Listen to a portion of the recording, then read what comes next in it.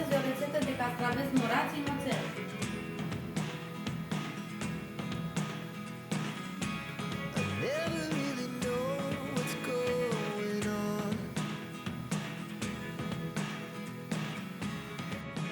Vom avea nevoie de 5 kg de castraveți bine spălați, 1 litru cu oțet de 9 grade, 2 legături de mărar uscat cu tot cu bețe și floare, pe care le-am tăiat cu o foarfecă în bucăți mici, 6 bucăți de rădăcină de hrean curățat și tăiat în bucăți subțiri, 2 cepe tăiate în rondele subțiri, 24 de căței de usturoi, 4 linguri cu sare pentru murături, 9 linguri cu zahăr, 12 lingurițe cu muștar boabe, 2 linguri cu piper boabe, 12 frunze de dafin și vom mai avea nevoie și de 3 litri cu apă.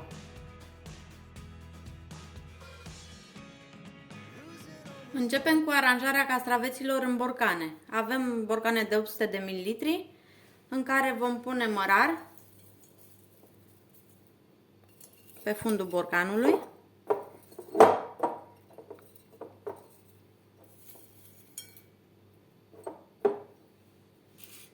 o frunză de dafin,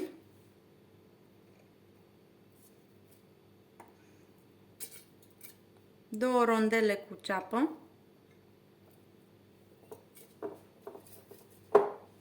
un cățel de usturoi pe care îl tăiem și castraveți. Așezăm castraveți în picioare.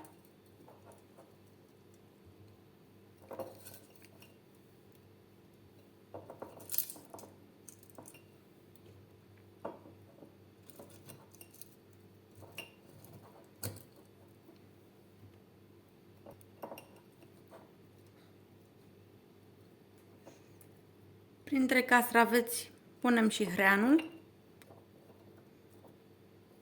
cam 4 bucăți la fiecare borcan.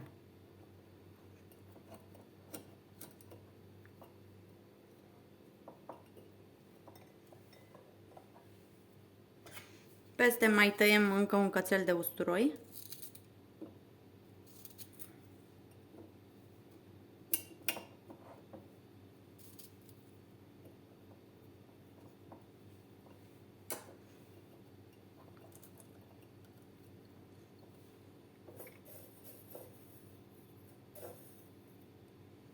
Punem peste o linguriță de muștar boabe și cam 10 bucăți de piper boabe.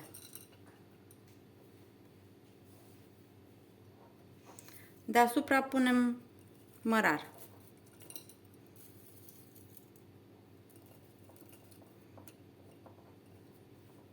Vom proceda la fel și cu celelalte borcane.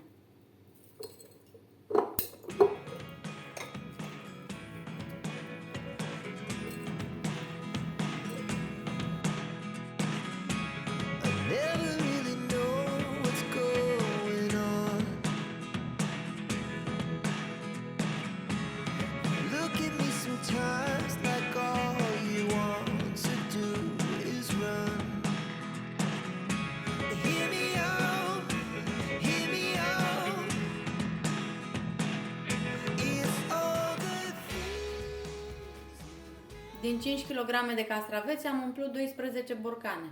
Acum preparăm saramura. Am pus oala cu cei 3 litri de apă pe foc și adăugăm oțetul,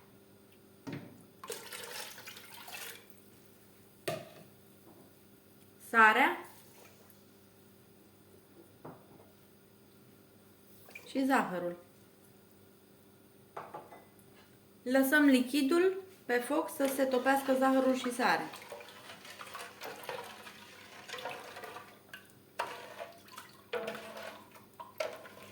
După ce dăm clopot, îl turnăm așa fierbinte peste castraveții din borcane. Luăm borcanele și le punem într-o tavă de inox ca să nu se spargă când punem lichidul fierbinte. Puteți pune și cuțite de desubt în loc de tavă.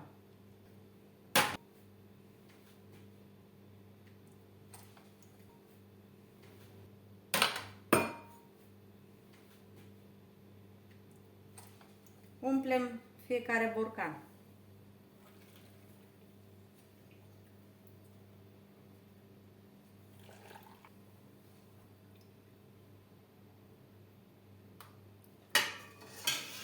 Luăm capacul și înfiletăm.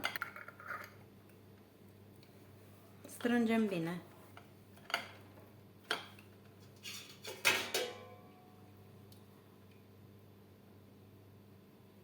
Procedăm la fel și cu celelalte borcane.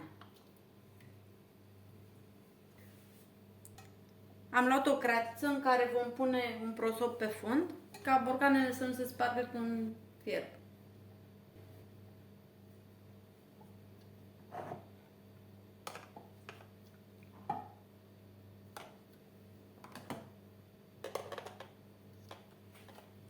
Umplem cratița cu apă rece.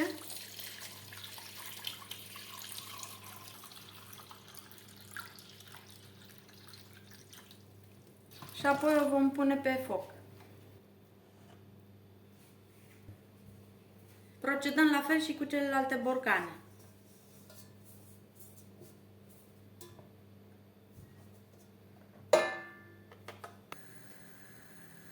După ce apa a început să clopotească, le mai lăsăm 15 minute la foc mic. După 15 minute, castraveții și-au schimbat culoarea. Vom opri focul și vom lăsa la răcit în apă. Mă bucur că ați urmărit rețeta. Dacă v-a plăcut, nu uitați să dați un like și să vă abonați la canalul meu de YouTube. Vă mulțumesc!